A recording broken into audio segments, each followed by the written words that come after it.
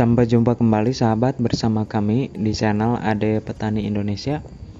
Pada kesempatan kali ini kita akan sedikit berbagi pengalaman tentang perawatan di cuaca banyak panasnya yang kita lakukan dengan penyiraman secara terjadwal.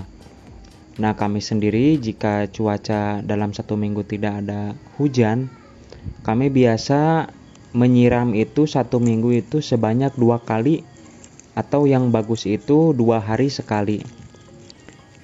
Nah, kami melakukan penyiraman yang tentunya yang pertama itu adalah kita mempertimbangkan daripada area penanaman pepaya itu ketika musim kemarau itu mudah pengairan, ketika musim hujan tidak rawan tergenang air. Nah, ini adalah 2 poin yang harus kita pertimbangkan ketika melakukan rencana penanaman pepaya. Nah, jadi dalam kondisi pepaya kekurangan air, ini akan mengganggu daripada pertumbuhan, tentunya akan stres si pepaya itu. Jika masa pertumbuhan maka daun-daun akan mudah menguning. Jika masa berbunga atau masa produksi akan mengakibatkan bunga rontok. Nah, ini adalah contoh tanaman yang kekeringan. Ini lambat laun, kuning nanti kering gitu. Seperti yang di bawah itu adalah daun-daun yang sudah layu yang kering.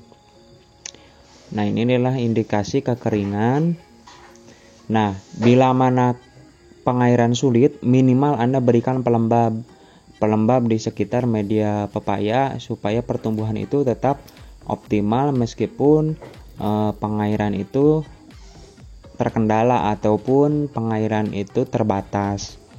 Nah, minimal Anda berikan di bawahnya itu mulsa organik baik dari tumbuhan ataupun sisa-sisa daun yang berjatuhan ataupun bonggol pisang.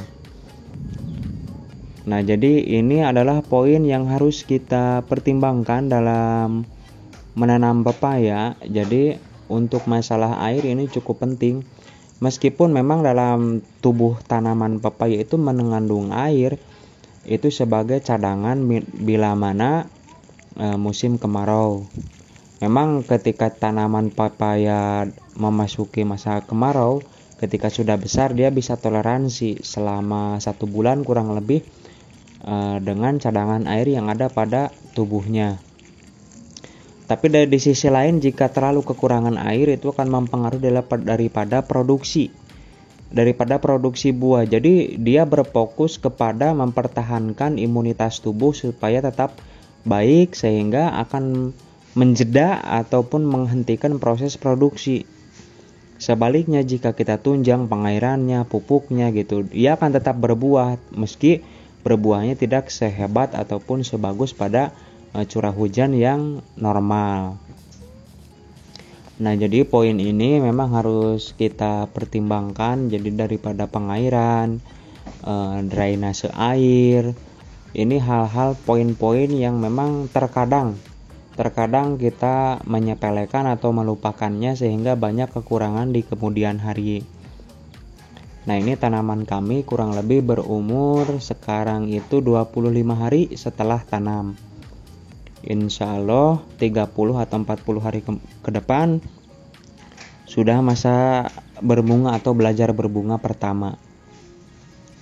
Biasanya berbunga itu jika pasokan normal, pupuk normal, pengairan normal itu usia 50 hari ataupun 60 hari itu sudah mulai keluar bunga awal, bunga pertama.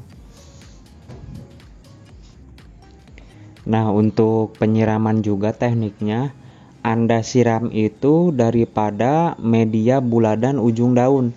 Jadi sekitar media buladan ujung daun itu tersiram, terbasahi. Jadi biasanya akar serabut atau akar samping itu akan mengikuti lebar daripada daun.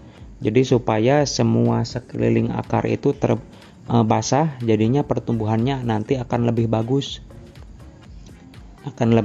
gitu ke depannya.